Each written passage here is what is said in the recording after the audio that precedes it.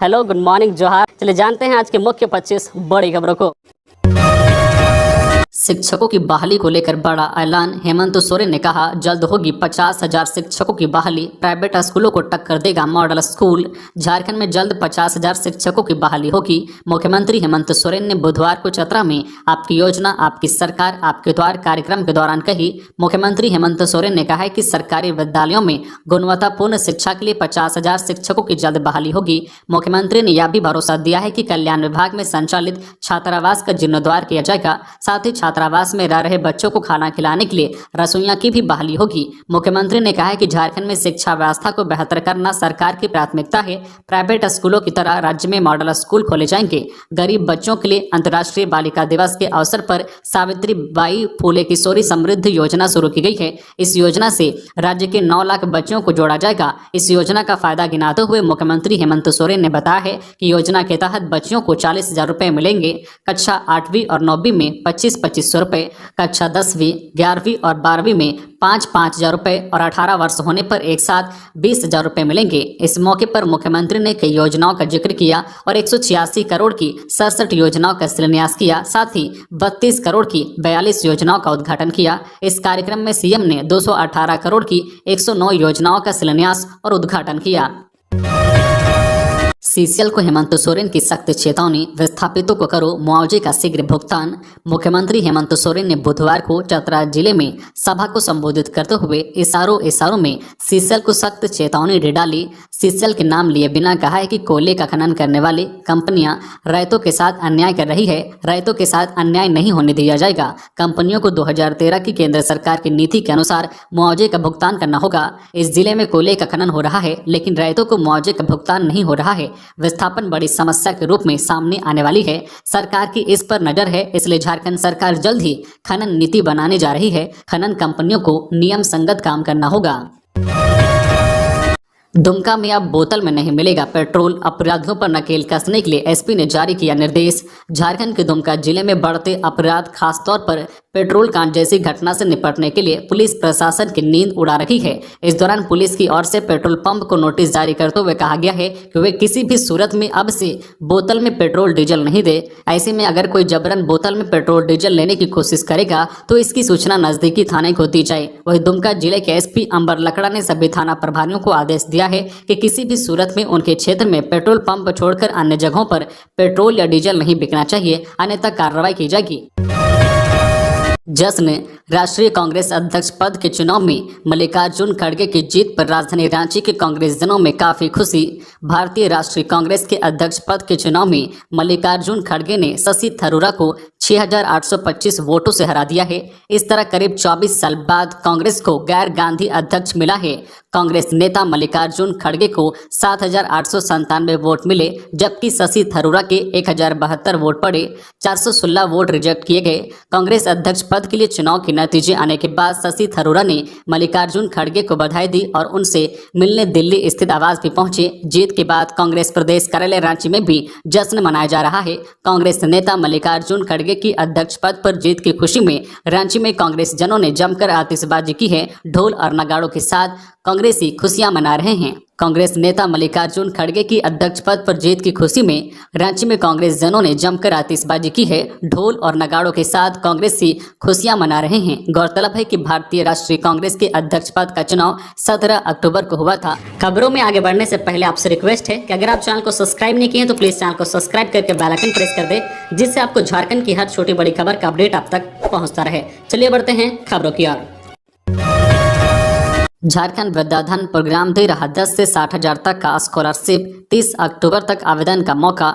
झारखंड राज्य के वैसे स्टूडेंट्स जिन्होंने 2022 की 10वीं की परीक्षा में 75% या 7.5 CGPA अंक पाए हैं और उनके परिवार की वार्षिक आय 2 लाख रुपए वार्षिक से कम है, तो वे इस बेहतरीन स्कॉलरशिप के हकदार हो सकते हैं।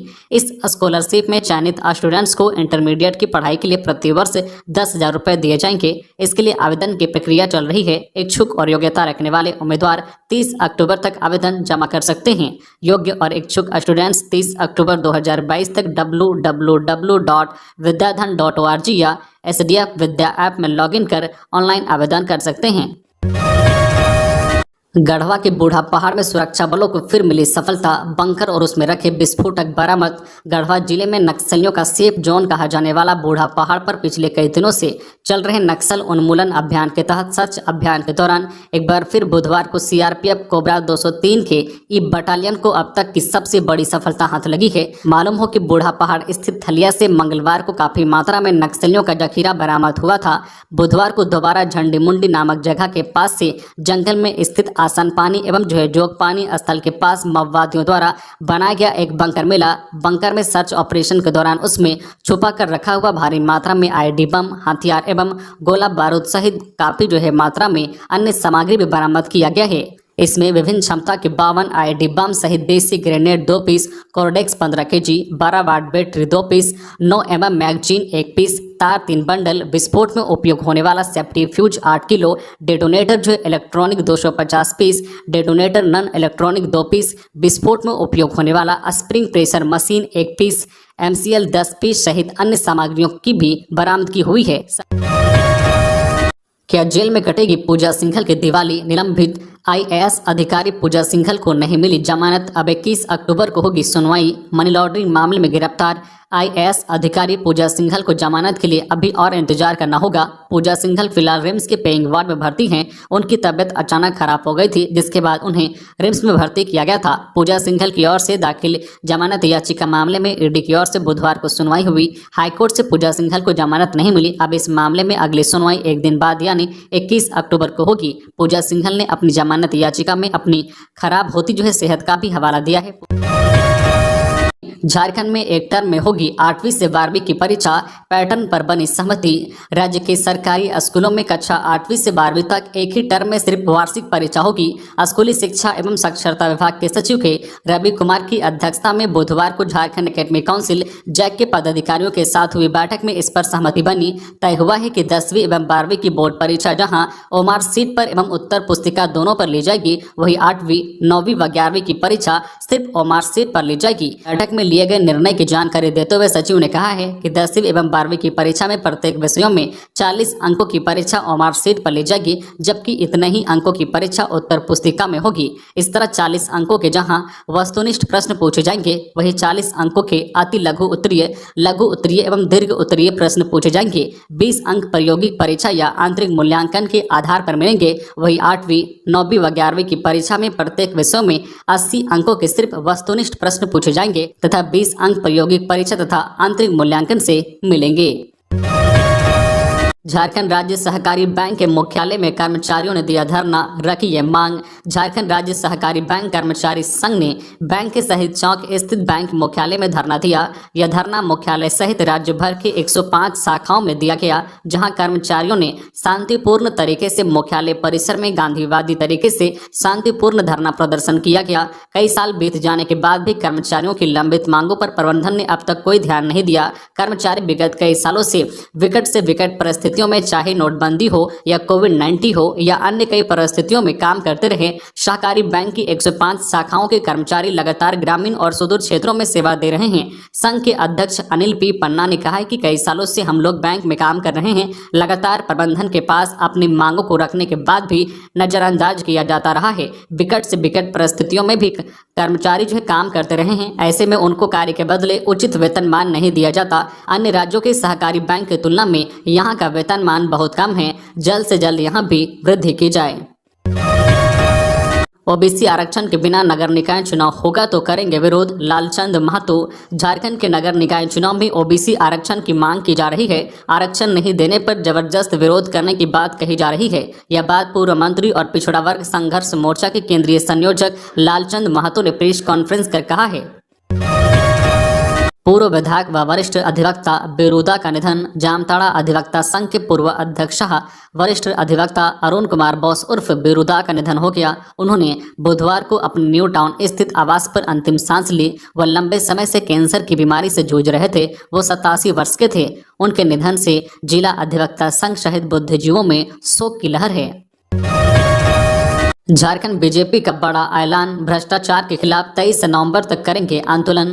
झारखंड बीजेपी ने बड़ा ऐलान किया है। पार्टी के प्रदेश अध्यक्ष दीपक प्रकाश ने प्रेस कॉन्फ्रेंस कर कहा है कि बीजेपी 24 जिलों सभी 260 प्रखंडों में जोरदार आंदोलन करेगी। ये आंदोलन प्रदेश सरकार के खिलाफ होगा। उन्होंने कहा है कि सरकार भ्रष्टाचारियों के संरक्षण में चल रही है। राज्य में लॉ एंड ऑर्डर की भी स्थिति खराब हो गई है। ऐसे में बीजेपी भ्रष्टाचार, गिरती कानून व्यवस्था के खिलाफ 23 नवंबर तक आंदोलन करेगी। प्रेस कॉन्फ्रेंस में बीजेपी प्रदेश अध्यक्ष ने हेमंत सरकार पर हमला बोला। उन्होंने कहा है कि साहिबगंज जिले में जिस तरीके से आज भी अवैध माइनिंग का खेल चल रहा है, वो बताता है कि सरकार के संरक्षण में ये काम हो रहा है। सरकार ने भ्रष्टाचार पर अपनी आंखें बंद कर ली है। दूसरी ओर सेना की जमीन को बेचने के मामले को लेकर भी उन्होंने जेएमएम को घेरा। कहा है कि किसके इशारे पर जमीन की नई रजिस्ट्री कराई गई, 100 करोड़ की जमीन को 7 करोड़ में बेची गई। दीपक प्रकाश ने कहा है कि सरकार के भ्रष्टाचार, गिरती कानून व्यवस्था के खिलाफ भाजपा 19 नवंबर से 23 नवंबर तक आंदोलन करेगी।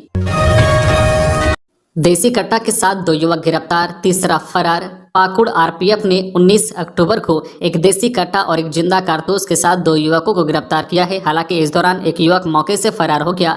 गिरफ्तार दोनों युवकों को आरपीएफ ने जीआरपी पुलिस को सौंप दिया है। जीआरपी प्रभारी अरुण कुमार ने बताया है कि आरपीएफ की टीम ने गश्ती के दौरान पाकुड़ रेलवे स्टेशन के 2 नंबर प्लेटफॉर्म से 2 युवकों को गिरफ्तार किया है। उनके पास से एक देसी कट्टा, एक जिंदा कारतूस और एक मोबाइल भी जब्त किया गया है। एक युवक मौके से फरार हो गया। गिरफ्तार युवक का नाम आकाश कुमार और जो है केसरी अरविंद कृष्णा है, जो नगर थाना क्षेत्र के बैंक कॉलोनी और कूड़ापाड़ा मोहल्ले का रहने वाला है। अपनी मांगों को लेकर आदिम जनजाति के लोगों ने गढ़वा समाहरणालय पर किया प्रदर्शन। डीसी ने दिया आश्वासन। अखिल भारतीय आदिम जनजाति विकास समिति गढ़वा के बैनर तले हजारों की संख्या में आदिम जनजाति के लोगों ने बुधवार को समाहरणालय पर प्रदर्शन किया। इसके कारण डीसी, डीडीसी सहित अन्य अधिकारियों को समाहरणालय के अंदर प्रवेश करने में परेशानी हुई। इससे पूर्व आदिम जनजातियों ने गढ़वा प्रखंड कार्यालय से एक जुलूस निकालते हुए प्रशासनिक उपेक्षा के कारण सरकारी योजनाओं का लाभ नहीं मिलने की बात कही।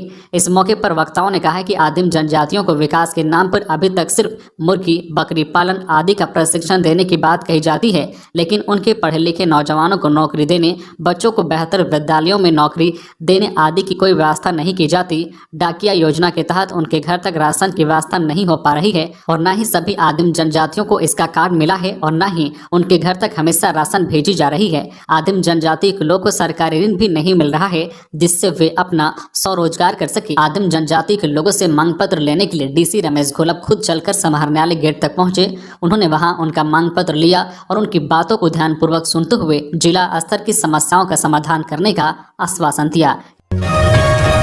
बालू घाटों की नीलामी नहीं होने पर भाजपा नेता रमेश हांसदा ने जताई नाराजगी। राज्य सरकार बालू बंदोबस्ती में नाकाम साबित हुई है। यह आरोप भाजपा नेता शाह बालू आंदोलन में अग्रणी भूमिका निभाने वाले रमेश हांसदा ने लगाया है। बुधवार को Ramesh Hansda Singhbhum tractor 407 owner supplier मजदूर यूनियन के सदस्यों के साथ आदित्यपुर में संवाददाता सम्मेलन कर राज्य सरकार के खिलाफ जमकर बरसे। उन्होंने कहा है कि बालू को लेकर पूर्व में जितने भी ज्ञापन राज्य सरकार को सौंपे गए थे उसमें आग्रह किया गया था कि बालू घाटों की नीलामी की तैयारी सरकार को कर लेनी चाहिए ताकि जैसे ही एनजीटी की रोक 15 अक्टूबर को हटे वैसे ही नीलामी प्रक्रिया शुरू कर ली जाए। परंतु राज्य सरकार का खनन विभाग जो स्वयं मुख्यमंत्री के पास है उसने कोई तैयारी नहीं की, जिस कारण राज्य में मात्र 17 बालू घाटों की ही नीलामी हो सकी। बालू घाटों की नीलामी नहीं होने से राज्य में प्रधानमंत्री आवास योजना समेत सभी विभागीय कार्यों एवं भवन निर्माण विभाग पर काफी प्रभाव जो है पड़े हैं। इससे बालू के दाम आसमान छू रहे हैं। अब झारखंड का पैसा बंगाल के बालू में लग रहा है, जिससे झारखंड के राजस्व का भी काफी नुकसान हो रहा है। बालू की कालाबाजारी में सत्ताधारी दल के कई नेता भी शामिल हैं। इसके चलते बालू घाटों की नीलामी में सरकार रुचि नहीं दिखा रही है। छापेमारी, 24 पुड़िया ब्राउन शुगर के साथ एक तस्कर गिरफ्तार। खबर है जमशेदपुर की, जहां टेल्को थाना क्षेत्र के ट्रक पार्क के पार्किंग में पुलिस ने छापेमारी कर 24 पुड़िया ब्राउन शुगर के साथ एक व्यक्ति को गिरफ्तार कर लिया है।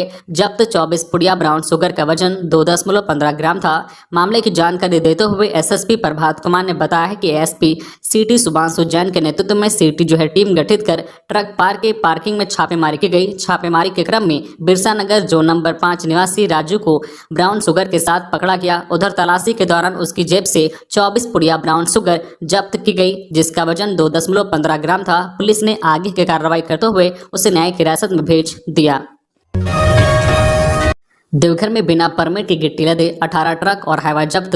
डीटीओ जो है शैलेंद्र रजक ने बड़ी कार्रवाई करते हुए बुधवार को बिना परमिट के गिट्टी लदे 18 ट्रक और हाईवा को जब्त किया। जसीडीह थाना क्षेत्र के कोठिया मोड़ के पास जांच के दौरान इन वाहनों पर कार्रवाई की गई। डीटीओ ने जब्त किए गए हाईवा और ट्रकों को जसीडीह थाना पुलिस के सुपुर्द कर आगे की कार्रवाई का निर्देश दिया। किसी भी ड्राइवर के पास लदे गिट्टी से संबंधित की चालान या परमिट नहीं था। इतना ही नहीं, सभी वाहन ओवरलोड भी थे। बताया जा रहा है कि इन गाड़ियों को देवघर से बिहार के विभिन्न हिस्सों में भेजा जा रहा था।